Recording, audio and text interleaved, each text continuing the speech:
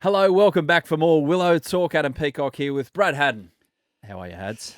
I love the time leading into a test match because no one has anything to talk about because there's no cricket on, so we have to make up stories. So are we guessing? We've got very, very prickly coaches. Yes. But it's always an interesting time before the test match gets started and we can talk about cricket. Yeah, unfortunately, Heels is not here with us. She's preparing to play cricket. Yep. She'll be back soon, but it's just Hads and I today. A bit later on, though, we're going to hear from Mitch Marsh.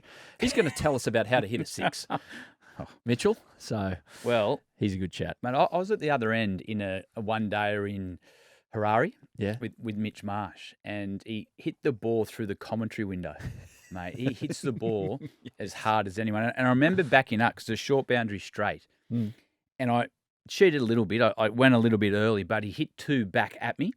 I didn't have time to move, and I said, Mitch, I can't go early. Like, I'm gonna have to get run out at the non-strikers to get you back on because he hits the ball so hard with minimal effort. Well, we'll delve into it with Mitchell a bit later on. We're going to, of course, address all the talking points in the build-up to the Border Gavaskar Trophy, namely Nathan McSweeney. Right selection, wrong selection. Time will tell, but there's been a bit of chat about it. We're going to preview the T20 series between Australia and Pakistan that starts tonight. We might touch on the one-day series as well. No. Let's go past that. Good on Pakistan. It's happy for them. Well, Aimed up. Well, I tell you what, their preparation was perfect.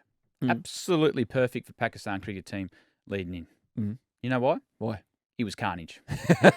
It was complete and utter carnage. They had Gary Kirsten as coach. Yeah. So he's done all the planning for the series. They hadn't played a game since the World Cup. And all the planning for the Australian series. 2 days out, decides to quit.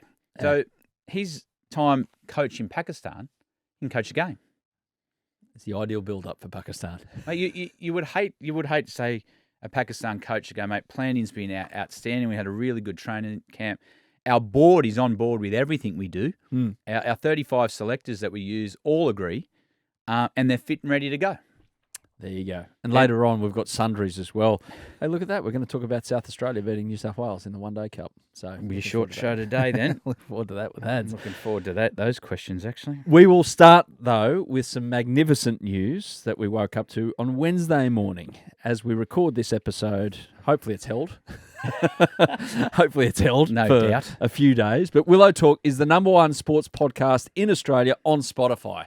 I haven't checked the other rankings, but Spotify's the main one. So a massive shout out to everyone who listens, rates, and comments on the podcast. Thank you very much. And Hads, I think you echo these sentiments as well. Shout out to our producer, Sammy. Well, it's all about two. It's all about our listeners. Yes. They've been outstanding. And Sam, the muscle producer. The muscle. Well, there's a story behind that. Is there? There is. I can tell you now about muscles, or no, you know what? I'll save it for another day. Okay. When I just need something on muscles, Sam. You don't chop him down on his most glorious today. moment. Not today. Did you ever get to #1 test ranking for anything? Tests we did. No, as a team, but as an individual. Oh, man, I would have at This some is the stage. first time I've been #1 at anything. Great. I didn't look at those things. Yeah? Ah. I'll look it up. Batting? No, you wouldn't have got there with batting. Man, I was red hot during that Ashes. You were. You would have boosted your numbers. I'm not sure. Maybe a top 10 berth. Dunno. Anyway, surely wicket. Do they do wicketkeeper world rankings? I would have been then. You would have got there. I know the answer. I'm not telling you. You're too humble. That's a yes. He got there. A look on his face right now. Talk about Test cricket. Okay. By the way, Willow Talk is also in the top 5 sports podcasts on Apple.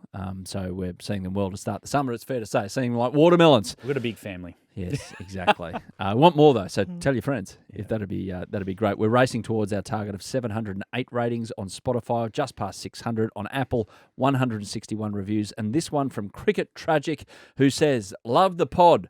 Despite being twice a week, they manage to keep it fresh and interesting each week. My favourite pod at the moment." Cricket Tragic, the former member for Bennelong, John Howard. We thank you. I'm not saying it's old Johnny, but He Cricket Tragic, loves cricket. He does. Should we get him on? No. Mate, Keep it cricket. Mate, he's got some good cricket stories. He was down my first test. Was he? Yep. Kingston, Jamaica. He come in. He said, "Congratulations." Had he been on the hill with the rest of the Australian? I hope not, because he was definitely not where my brothers were. Because you told that story. Yeah, mate. They were eating a lot of Doritos. Now, here's what to expect next week on Willow Talk. Obviously, the build-up to the first test in Perth. On Tuesday, Shane Watson will be our special guest, talking about his book-turned-online course, The Winner's Mindset, and his test battles with India. I reckon we've got some pretty special ones lined up. I'm already started my research on it. There's one in particular in Mohali in 2010 that I want to get to the bottom of, about exactly how that test match ended. Then on Thursday, we're going to bring you a comprehensive final preview of the Border Gavaskar Trophy Series. We'll make our prediction, play Test Summer Bingo as well, which is going to be interesting. We'll get the Secret Cricket Club involved in that one as well, I dare say, Hads. So if there are any terms, catchphrases, narratives that you hear every summer, send them through to us on social media and we'll add them to our bingo card for the summer. So it's terms, catchphrases, narratives, anything you want. We're going to make up a bingo card. We're going to put it out on social media, but we need your help. Get involved through our social media channels, namely Instagram, DM, etc. I've got one straight away. Yeah, what? Every time you're at a local cricket game and someone drives past in a ute, you yell out, "How's that?" Okay, fair enough. Yeah. What about for the test series, though? About people involved? I'll think of it. Top of off is going on, the bingo card. Yeah. Sammy's head nearly nodded off. Top of off with an occasional bumper. Yes, exactly. And starting Friday, when the actual test matches are on, we'll have our daily wraps, short, sharp, punchy, wrapping up everything you need to know before you sit down and listen to or watch the next day's play. Hads and Izzy Westbury will be live from the ground where they'll recap the day's play and answer your questions. Catch them in your Willow Talk podcast feed and YouTube as well. You priced yourself out. Yeah, I did. A bit like Monday. Mate. Sorry, earlier in the week. What day was it? Tuesday. I couldn't even remember what day I wasn't here. Groundhog Day. Yeah. Well, it's interesting that I can't make an episode. It wasn't for the sore tummy, by the way. It was for a family engagement, daughter graduating. I thought you had a pain in the tummy. No, I didn't. That's when the bill comes for the schooling and everything like that. Oh, that's a headache. So Sammy steps up with Finchy and yourself, and you make number one. So there could be something in that. Well, I just thought it was your price tag. No. Let's get to it then. The words bouncing around Australian cricket at the moment, and it was all kicked off with Ed Cowan, former Aussie Test opener, and I think he's involved with New South Wales as well at the moment in an official capacity. He's on the board there. He's a commentator as well. He went through Nathan McSweeney's scores for South Australia, and he wasn't entirely chuffed with them. So when he's gone out to bat inside the first 10 overs, Ed said on ABC Cricket Podcast, he has two scores over 50, 53 and 67 against New South Wales. His other scores, 22, 32, 10, zip, 12, 48, 36, 15, 20, 25, 11, and the supplementaries are 0, 7 and 0. The data would suggest at the moment in his career he doesn't have the technique nor the temperament to do it. And do you know what a selection, when the data doesn't support your point of view, it's a guess. And you know what guesses do? Guesses sometimes pay off, but that's called luck. Whack. Thoughts? Well, because George Bailey has come back since. Do you want to have your thoughts before No, you George go. Bailey? Well, George said, I like to think it's a little more than a guess, but I guess we could run all our fingers down the list of leading run scorers and leading wicket takers and just work our way through the top, but that's not how cricket teams work. We certainly think Nathan will complement the players he has around him in the Test team. Well, data is used as a tool, Mm-hmm. like gut feel, like your cricket IQ, like your leadership. So there's many different ways to select a team. It's not all around data. The interesting one is it hasn't happened in a long time. There's actually been a shootout. There's been a shootout for an opening spot, and Nathan McSweeney has won that shootout. If you look at Cameron Bancroft, for example, if you're talking about techniques and things, he's been exposed in recent time. David Warner highlighted that on Fox commentary about his technique. The one thing I think with Nathan McSweeney, I agree with the selection of McSweeney, is I don't think it's a guess. I think they've been building for this moment for some time. If you look 12 months ago, they gave him the opportunity to captain Australia A against Pakistan, so they recognise some sort of leadership. And in that, those decisions aren't taken lightly. That's to see also how he responds to extra pressure, because the big thing about playing Test cricket is dealing with that extra pressure, everything that comes with it, with the media talk from outside. You've got to jump in standard with the way you play. So I think they've been looking at Nathan McSweeney for some time. And you look at the recent A games, and I'm all about picking the best batters, the best six, and then you put them in different spots. Like opening, for example, yes, there's a different routine, but he'll get that down packed. You look at Langer, you look at Boone, in recent times, Kadich, Usman, Sean Marsh. They've all batted down the order. So McSweeney has won the shootout. He's played well in the A games. He started well in Shield cricket, and you can make data read however you want. And I'll throw one at you. Virat Kohli in the last 34 or 30-something Test matches averaged 31. It looks like a decline. Or if you're on the other side, you say, okay, Virat Kohli's played 13 Test matches here in Australia. He's got 600s that average over 50. So you can use data to paint your story however you want. So I think McSweeney's a right choice. I don't think it's just a gut decision. Yes, gut comes into it as well. So there's parts of Ed Singh that he makes a point, but I think he's the next best what we have available. What it does say is, okay, with the data, well, where are the other openers?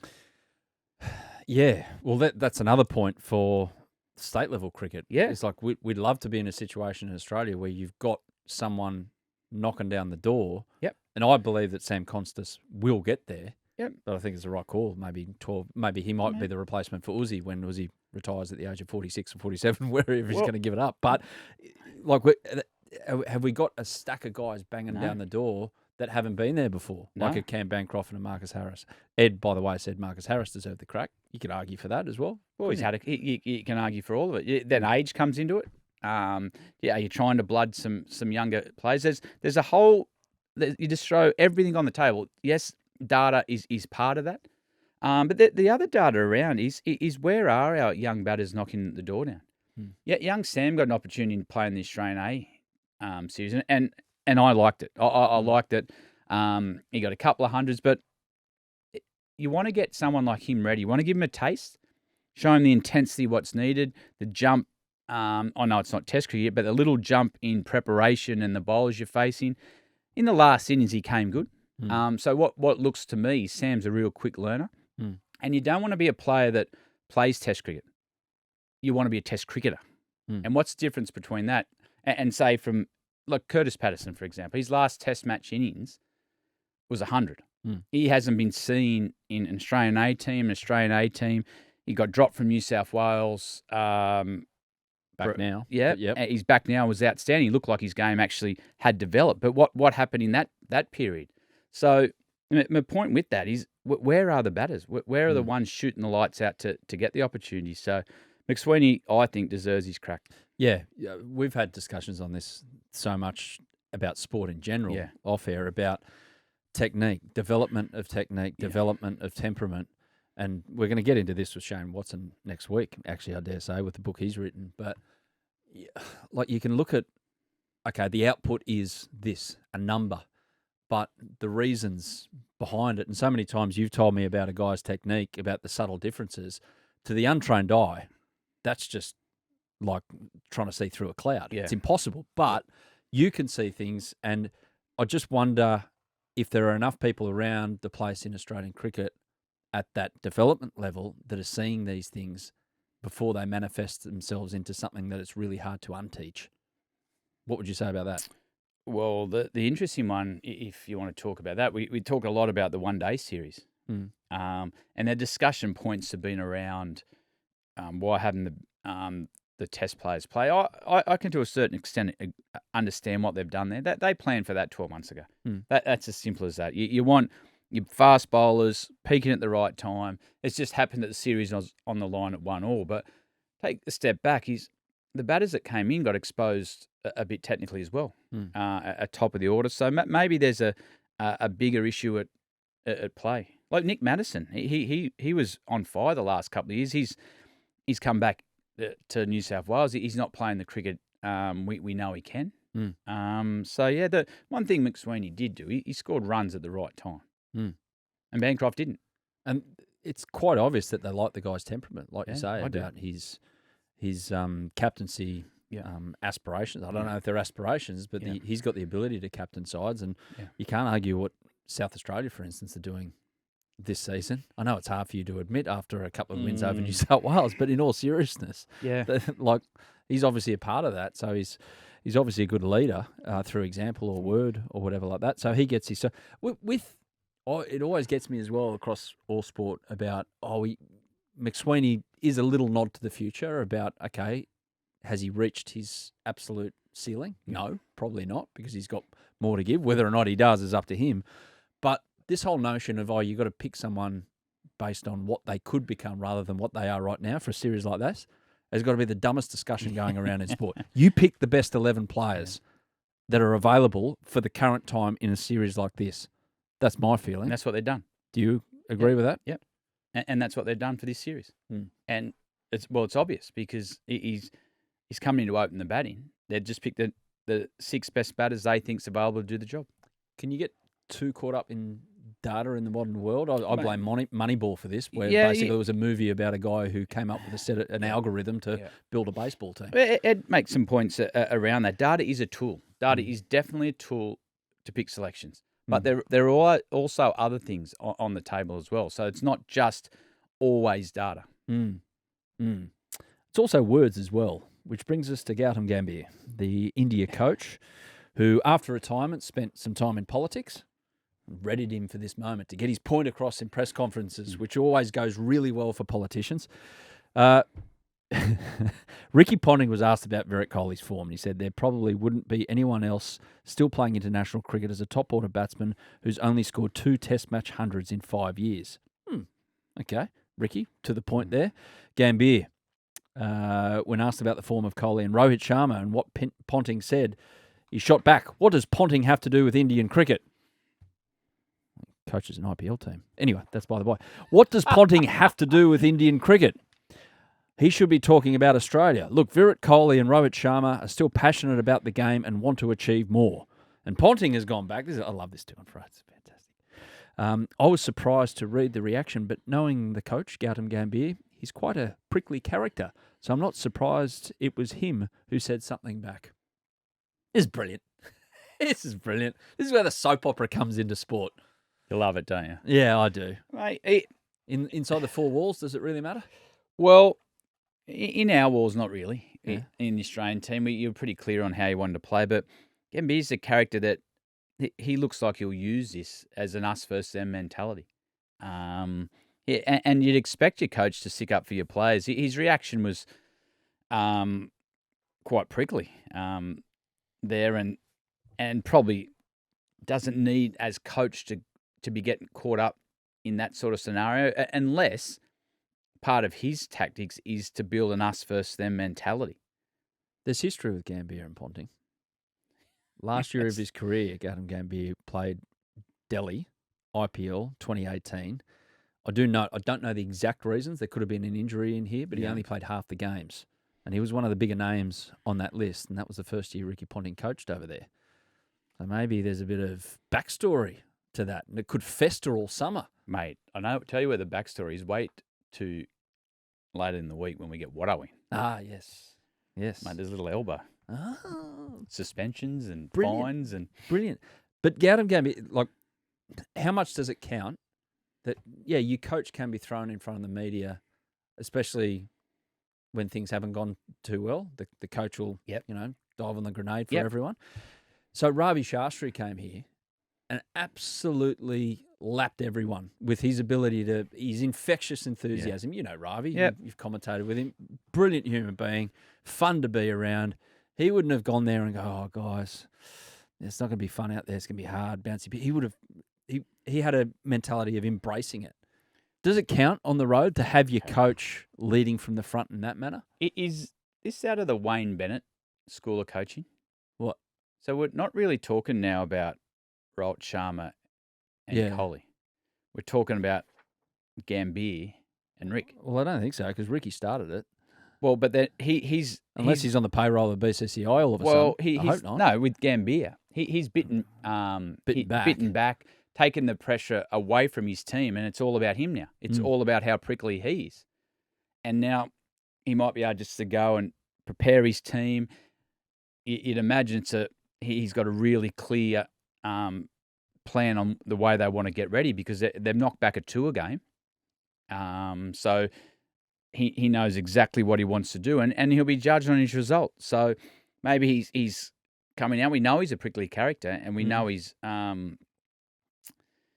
he can wind him up. So is he doing this now to take it away from him, his teammates? I don't know. Well, time will tell when the I'll answer that question after the third test. But do you need your coach to be really proactive with his thoughts and comments when you're on the road? No, not all. It depends what he wants out of it. If it's an emotional reaction, well, then there's a problem. If he's doing it to deflect things away and keep his team out of the headlines, so who knows? Only time will tell if it's the right move. He also did talk about his cricket team as well, Gautam Gambhir. Like, it was a long press conference as they departed India. It wasn't just all about Ricky and what he said. They might have an issue. They've got a vacancy at the top. So Rohit Sharma looks like he's going to miss one of the first two tests or something like that with commitments back in India with his family. But it looks like KL Rahul's the guy to get a go. This is what Gambhir said. Imagine how many countries have players like KL who can open the batting and bat at six as well. So I feel if need be, he can do the job for us, especially if Rohit is not available for the first test match.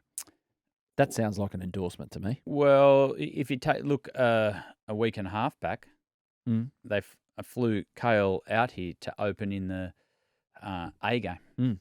So if he was going to bat at six, they would have thrown him in the middle order. But I think he'll get the nod. They want experience. He's played well over here. Actually, he got his first Test 100 on debut at the SCG. So he knows these conditions, and you need an experienced opener, I think, with Jaswal, his first tour at Australia. So it looks like they're leading towards an experience of KL. You were there last weekend. What did you pick up in terms of what conditions we can expect? They're going to use a different pitch to the one-dayer, but what are we looking at? It's going to be hard and fast. Hard and forced. Yeah, you'll get value if you bat well, but you're going to have to bat well. And I think with the fast bowling attacks, if you're going to bat for a period of time, you're going to have to wear some. You're going to have to trust your defence and know where your off stumpies, all that boring stuff that I bore you with. But it's going to be tough facing Bumrah early. It's going to be real tough facing the three Aussie quicks. But it's going to be a wicket that's got some in it. You won't bore me with this answer if you've got one. What's the fastest deck you've ever played on? Like the one that resembled glass the most? Well, when I first started my career, it's a bit different colour now, but the Wacker pitch was white. and we never, come in the eastern states, our wicket was dark mud, just turned from... And I remember the first time seeing it, and it was actually bright on your eyes, but it was so hard. But that wasn't the scariest bit. Yeah. It was the Wacker nets. Mate, they were just fast and we'd never ever seen anything like it. And when you first go over, the first thing you do is you want to bounce it because the ball flies and looks pretty. But the balls that get you out of the full ones where you're just second guessing your technique. But on the flip side, on those wickets, it is the best place in the world to bat once you get in. The outfield's lightning. Yep. You don't have to overplay your hand, but when you first see how white the Wacker used to be, it was different to anything you experienced over here in the east. What about overseas? Centurion. Yeah. Yeah, I played a test match there after the 2013 Ashes. Mate, Mitchell Johnson bowled like the wind. Mate, he hit... That's a shock. Emler in the face, Smith, McLaren behind the ear, Steve Smith, and I reckon Marsh got 100. Yeah. Mate, it was hard work. It was flying. Shocked to hear that Steve Smith did well on it. Yeah, well, Marsh too. Yeah, grew up with it.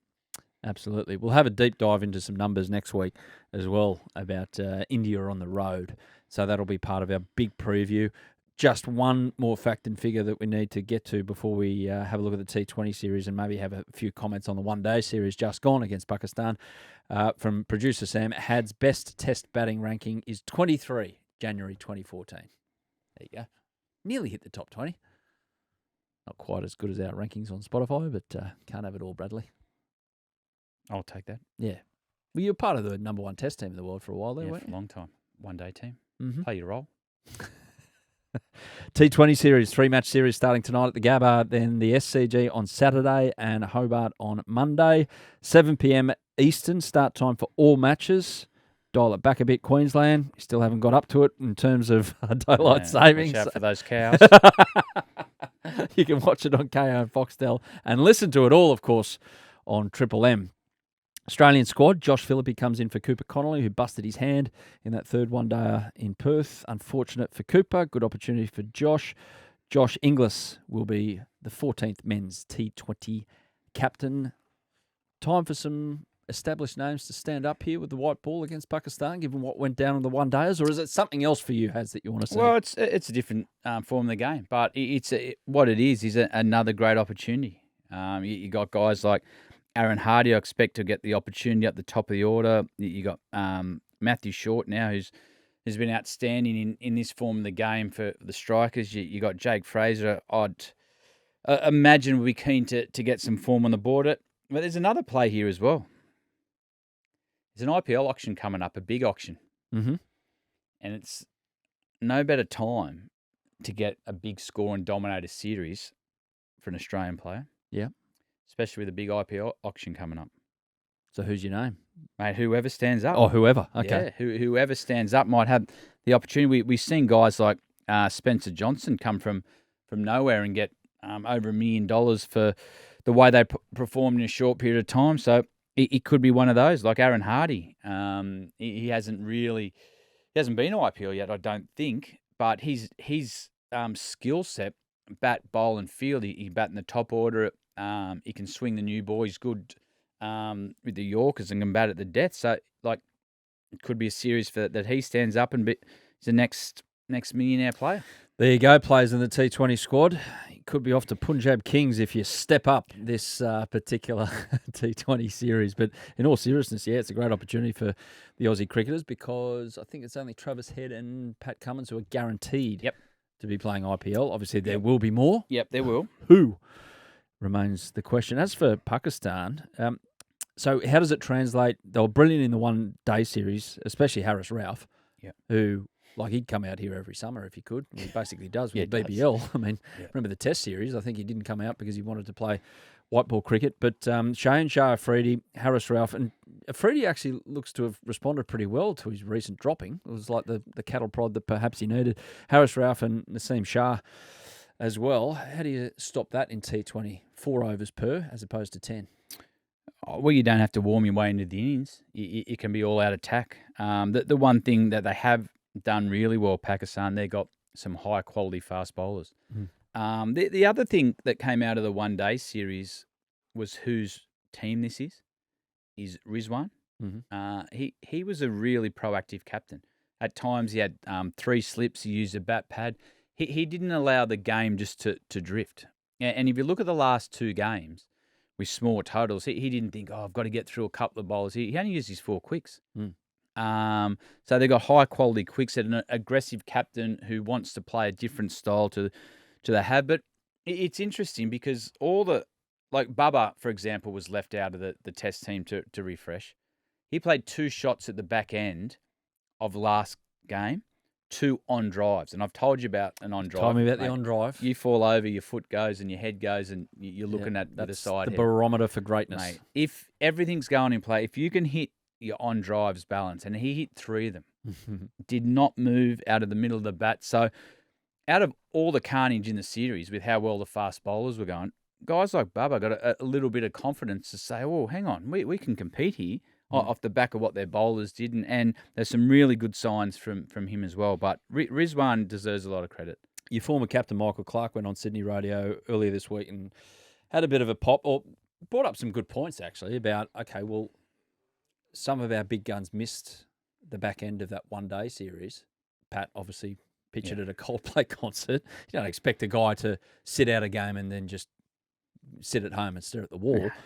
However, he said, well, if it looks like the selections point towards a lack of care in terms of not having your best players there, why should the punters stump up $50 for a ticket or however much it was for a ticket? And you can't argue with that. However, I will say the future test program or whatever it is, the plan, this was on the radar for years. This series, it's not like they've just got to August Cricket Australia and gone, oh, you know what, we need a bit more money out of the summer. Let's chuck on a few games against Pakistan to dial up the revenue. It doesn't happen like that, so they have to plan accordingly. There's also a lot of different things at play now in the modern game. You've got a World Test Championship. Australia defending their title there.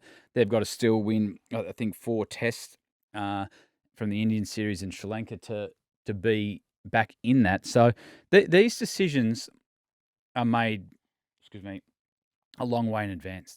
What are we talking a long way? 3 months? 5 months? 12 months. 12 months. Yeah, you sit down and look at your future tour and you think, okay, we've got a long break here. You get individualised plans to say, okay, we need to get some bowling in him here. So Mitchell Starc, for example, he played a couple of Shield games or a Shield game to get right, and they said the last innings in Melbourne and his last Shield game bowled like the wind. He was aggressive, so the plan in there was right, and that quick top up and lead in. So these decisions are made a long, long way out. I'd imagine that there's draft copies of what it'll look like leading into the Ashes. Yeah, if everyone's fit and going, yes, that changes on the way with injury and different things, but these decisions are made a long way out. Nick Hockley didn't dance around. He said it's a massively disappointing result. But as we look to the schedule for next year, we'll make sure that on the travel schedule, it's optimised so we can continue to put our best possible 11 on the field. That's the key word in that sentence. Possible, with the planning that goes in. You look at Josh Inglis, like his travel schedule. Look, you couldn't do it for 12 months of the year, but if you do it for a month or two, it's a bit of fun, a bit of novelty. He's flying here, there and everywhere, involved in everything. My question to you is, Hads, how many frequent flyer points did you retire with? Because Josh Inglis, by the time he's done, if he keeps this up, he's going to challenge the best. Yeah, he will. Living in Australia, travelling all you do. Can't remember. Can't remember? No, I used them for upgrade for family. Oh, what a guy. Did you? Extended family or just like next of kin? Next in kin. Of kin. Of kin. That's a place in the West Indies, next in kin. I don't want to talk about it. Why? I don't want to talk about frequent flyer points. Why not? Because you got 1.8 billion of them. No, I don't have any left. you got rid of them. Well, dear. Anyway, you had that great European holiday. That's probably what you spent them on. Hey, you had that many that you would not only go turn left, you'd keep going until you hit the pilot's door, I reckon. Is there a right? Is there? Yes, there is. For us mere mortals licking our kneecaps back in 76E. You talk about Willow, talk about learning. I didn't even know. Sorry about that. Thank you. I've been educated today. Oh, dear. Fantastic. What happens? Right. It's cramped. Oh. Quick drinks break on Willow Talk. Back in a sec. Welcome back to Willow Talk. As we exclusively revealed before the break, there is a right when you get on the plane. No.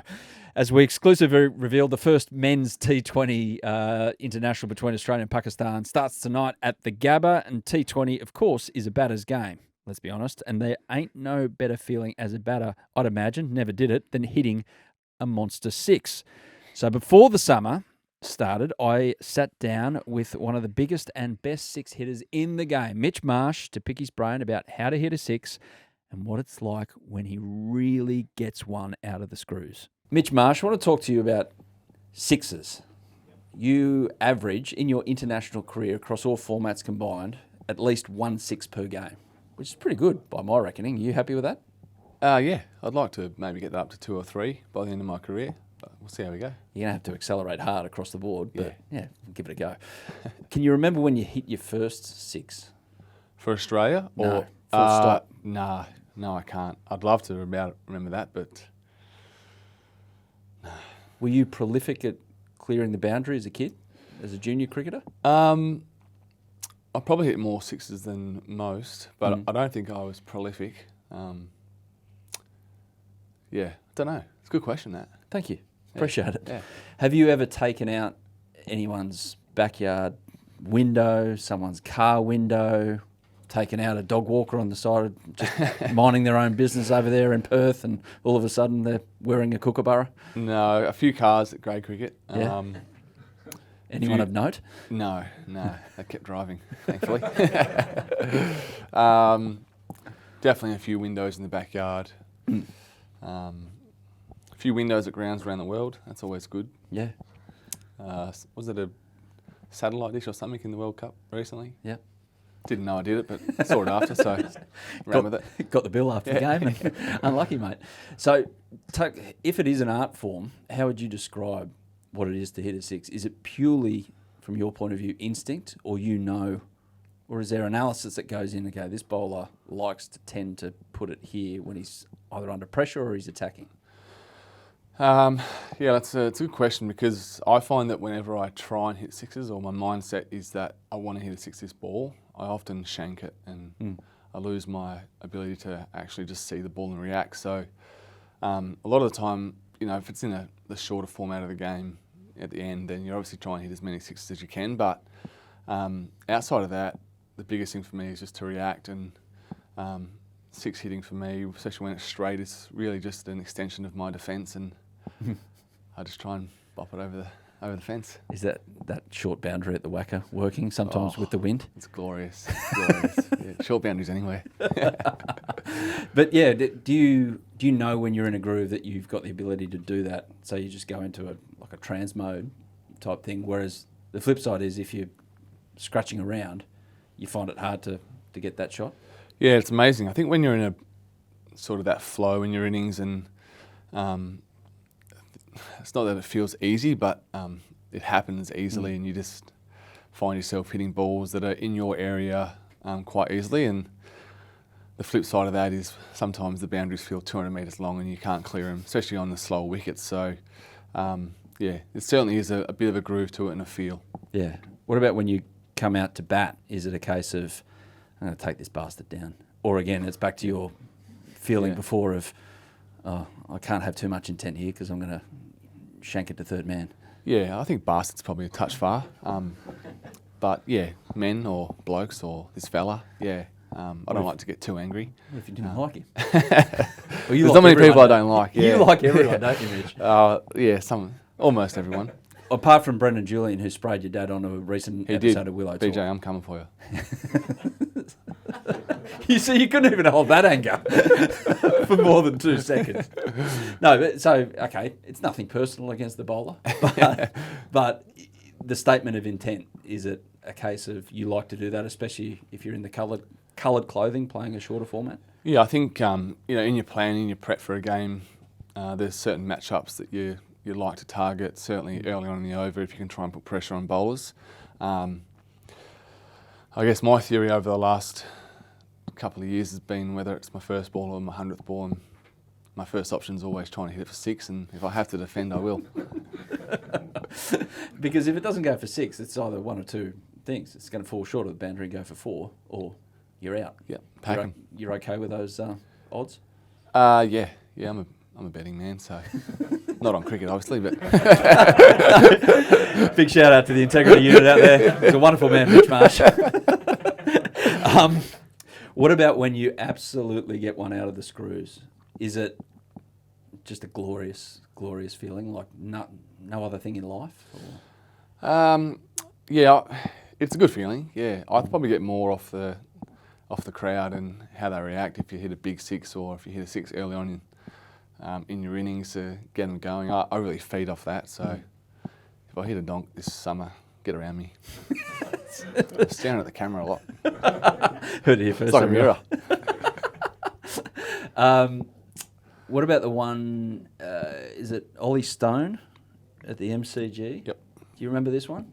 I do, yeah. How far did you hit it? I've got the stat right here, so I'm just going to prompt you. I thought it was about 150, but it was only about 96, I think, wasn't it? Well, somewhere in the middle. It was 115 they measured. 115. That's a fair way off there. That's 20 metres, 115, yeah, that's, yeah, that was a good one. That was a good one. Any others that spring to mind that you've hit? Probably the only one was my first T20 for Australia. I hit Morne Morkel for a massive 6 in Joburg. Yeah. Altitude got him. Yeah.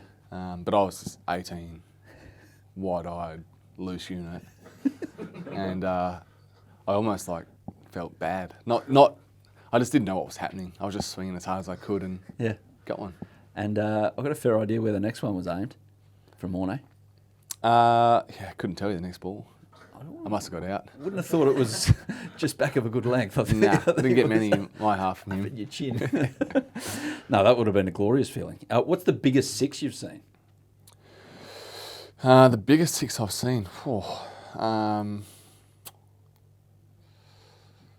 Because there is nothing like it. When a batter just swings and it's like it's anti-gravitational, the ball. Yeah. It's like, it's still going. Oh, look at that, it's still going up. It's pretty cool. It is. Yeah, it is. It's a good feeling. Sometimes when you're at the other end too and you see a guy just taking down a bowler, that's always a good feeling. Yeah. But biggest 6 I've seen, honestly, I couldn't tell you. Tim David hits massive ball at training. Heavy ball? Heavy ball. Yeah. He swings so hard. Who always in the nets calls, like they've hit a shot and they go, oh, that would have gone for 6? Who's big on that? Every batsman. Including yourself? Yeah, absolutely. Yeah. Never out. Is there arguments with the bowler? It's like, no way in the world it's caught in Yeah, you've got to be careful who you argue with.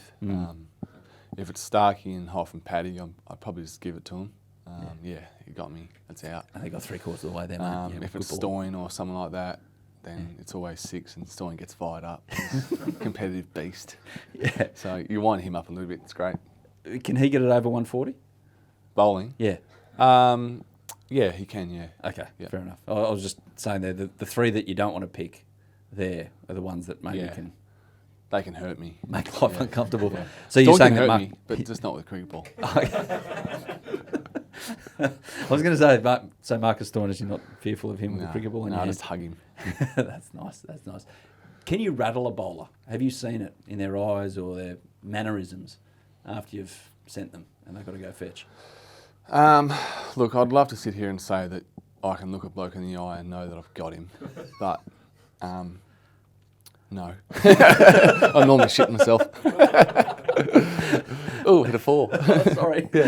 Sorry, it went. But yeah, I think you can certainly sense when a bowler's under pressure in big moments or early on in the over, but yeah, I don't do too much staring down. Has the impact of the 6, especially now, I mean, we remember this last IPL where it felt like 270 played 270 and that was par, and the ball was going over the boundary every second ball, that the impact of the 6 has been lessened in the modern day, or is there still very much a special place for it? Oh, I think it's probably even more important now. Guys that can come out and hit 6s from their first ball are probably the most treasured players in the shorter format because they can change a game. And if you're setting 250 or you're chasing 250, you need guys that can go out there from ball 1 and hit 6s. So I think it's getting even more important now. Your old man wasn't exactly known as a boundary clearer in his career. No. Has that come up in discussion with you about the differences between your style and his? Yeah, it does. I often tell Dad that if I can't sleep at night, I just put his highlights on YouTube and I fall straight to sleep. So it's great. If anyone needs that, it's good therapy. Does he turn around and go, hey, dickhead, I once batted the whole day in an Ashes test with Mark Taylor and you can shut up now? Yeah, I batted a session and got more. So. That's come up too, has it? Fair enough. Fair enough. Okay, what teammate, you can palm off here, what teammate do you go, okay, I love watching this because there's every chance that this ball's going to go? Well, in test matches, I love when Heady's batting. I don't like batting behind him. I don't like waiting to bat when Heady's in because it's just all over the shop. Yeah. But batting with him, it's so relaxed and he's so attacking, it sort of gets you in the zone. Watching bat, I reckon, Heady in the white ball format recently has been unbelievable to watch, but Stoyne when he's up and going and that chest is puffed out and he's yelling at bowlers and fist pumping everyone. That gets the boys up and about. He's an Adonis, isn't he? He is. He's a beautiful man. What about what teammate, you can throw someone under the bus here heavy, what teammate overestimates their power and their power hitting game? There's probably two that come to mind. Marnus, just if he could bat 7 in a T20 team as a power hitter, he would. But could he? Clearly not going to happen, no. And I'm going to throw Paddy under the bus. Like, Paddy can hit some big sixes, but can also chunk the Christ out of them just for days. So he's not perfect. No, he's not. No, I can tell you a few stories. You can go into it. Don't let me be the limiter here, Mitch. No? No, he's perfect. He's perfect. He's the captain. He's the captain. Unrelated question to round us out here, mate. Where's your AB medal? At home. Just in its little box. Yeah? Yeah. It's not on display? Nah. I don't have any memorabilia on display at home. Is that a rule from really your better me. half or just not you? Nah, just not me. Yeah.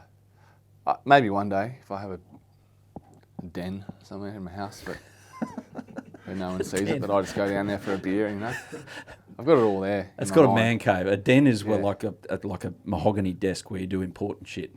Yeah. No, there'll be important shit happening down there.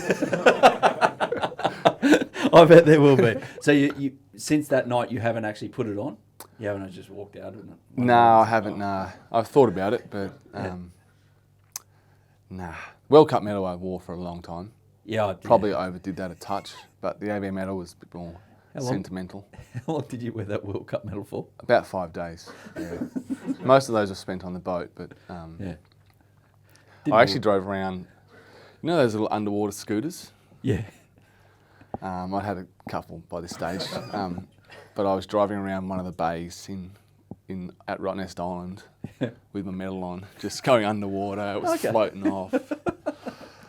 Yeah, it was loose. This isn't going anywhere, is it? No.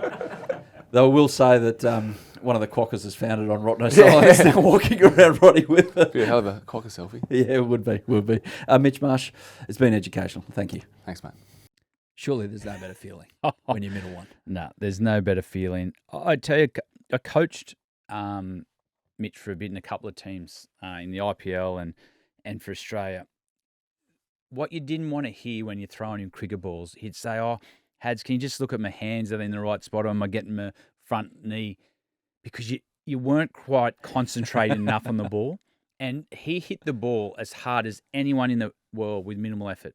But when he's saying, just watch is my back hip coming through, my claps in my knee, or are my hands coming through early? So when you're throwing, all you're doing is watching the ball and having your left mitt covering your face for when it comes back. And when so you can't give any feedback about technique. Well, then he says, how'd it go? The only way you could work on is sound. You go, mate, beautiful, sounded perfect. If you're hitting it out the middle like that, it looks you must be getting your body weight through. But he hit the ball. His brother was the same. His brother was a bit different because he just had a minimal backlift and just punched. But they hit the ball as hard as any cricketer in the world. Mitch Marsh's power is amazing. Yeah. So loved hearing him talk about just clearing the ropes. And he did it time and time again. And hopefully we see, about 35 times in this coming Test series. That'd be pretty cool. Mitch Marsh getting the crowd going. First up at home as well. Now, to Sundries, WBBL. We're recording this before the Hobart Hurricanes and the Adelaide Strikers, who need a win, play on Wednesday night. A win to the Canes would see them move to the top of the ladder. It is so compressed, this ladder, because 1 to 6, and 6 being our dear captain Heels, her Sydney Sixers, they're on 6 points. Sydney Thunder on top on 8. And there's not a lot there's not a huge amount. A great disparity in net run rate at the moment. So really good competition. We'll say the Adelaide Strikers, last year's champions, and they won the regular season. By that far, it wasn't funny. They're 1-5. So they very much need a victory this evening. For the stats, it's not all about data, but we'll do the data anyway. The Thunder's Samantha Bates is the leading wicket taker with 16. Elise Perry, leading run scorer with 315 at 78, if you don't mind. So that's the state of play in the WBBL. South Australia beat New South Wales, as mentioned at the top, to the top of the one-day cup table in the men's. Alex Carey, 75 from 63. Is it too much of a stretch to say that he's, for the men's side of things, the best with a bat at the moment for an Australian? Well, he's the form batter. He's been outstanding even since the one-day series in England in the winter. But the one thing, Alex at an age now that he understands his game. He's old enough now to know his routines. He wouldn't overhit at training now. He'd know what works when you're in and out of form. And he just looks like he's playing the game in a really comfortable position. I mean, you've got to remember last Test he played, he got us home with that 98 against New Zealand when we were in trouble. But he just looks like he's in that part of his career where he's just relaxed and he knows exactly where he's game at. And I tell you another thing that makes a difference there is how well Josh Inglis is playing. Yep. He's had the opportunity to have two keepers on tour a lot of the time because Inglis can cover as a batter, but it also pushes you. It's good to have someone after your spot on tour with you because you work together. Your standard of your work's a lot higher. I enjoyed it when guys like Payne in that were on tour. So that'll happen even though we're at home. We're on tour, basically, or the team's on tour because they're going from hotel to hotel. So it's good that Josh Inglis is in that 13. Well, I think it is. Josh Inglis covers a lot of spots. He's, like Carey, been one of the form 4-day batters of the competition. But like if something happens to Carey the morning of a game, he can obviously take the gloves, but he can cover batting as well, the way he's played. But I'd imagine Alex would be enjoying having Josh around to work with. Keepers can be left sometimes just to find someone to hit with, but to have Inglis around, they can talk about their craft. And anything's not going right, they can bounce off each other. But both players have been informed, but Alex Carey has had a red-hot start. 90, 111, 42, 123, not 6, 44, 42, 36, 75 for those playing along at home. Alex Carey so far this season. Highlight, though, of the match was Ben Menente's run-out celebration. Direct hit, Chris Green out. Menente imitated the Turkish Olympic shooter, Yusuf Dikec, I think his name is, with the remember it from the Olympics? Everyone started doing it. So there we are. Well, I think with that as well, with young Benny, mate, he a little bit more. Yeah, he's got a bit of shit about him, Benny. he does. He can get under the skin of opposition and just watch his celebrations when he gets a wicket. I think he's vice captain down there now at South Australia, and that's come off just sheer will to win. He wants to win. Like if he's eating a toasted sandwich, he wants to win. Yeah, he wants to be the first to finish it. So there's a little bit extra in that celebration, I think. Okay. Careful, you get reflux. Afghanistan beat Bangladesh 2-1 in their one-day series. Ramnala Gurbaz, who we noticed him at the T20 World Cup. How could we not? 101. He's now got 8 ODI tons before turning 23. The only other 2 men's players to do that. Pretty good list. Quinton de Kock, Sachin Tendulkar. So, yeah, Gurbaz. Well, Gurbaz, you only have to see with IPLs and tournaments around the world. He's a name that comes up all the time. But yeah, I didn't know that one. 800s before 23. Good going. Yeah. Now, Jimmy Anderson has a new book out called Finding the Edge. Well named, actually. He found it a lot. Found mine, actually. How many times? A lot. In it, he talks about his whole cricket career, the ups, the downs, and about the moment he knew he was going to be told to retire by Brendan McCullum and Rob Key. Jimmy writes, as I walked towards it, on this, by the way, I can set the scene. It's in a Manchester hotel. Yeah. He's going to a game of football, I think, at Old Trafford to watch Manchester United. Yeah. Sorry, Jimmy, if I've got the Manchester teams mixed up. City, United. I'm pretty sure it was Manchester United.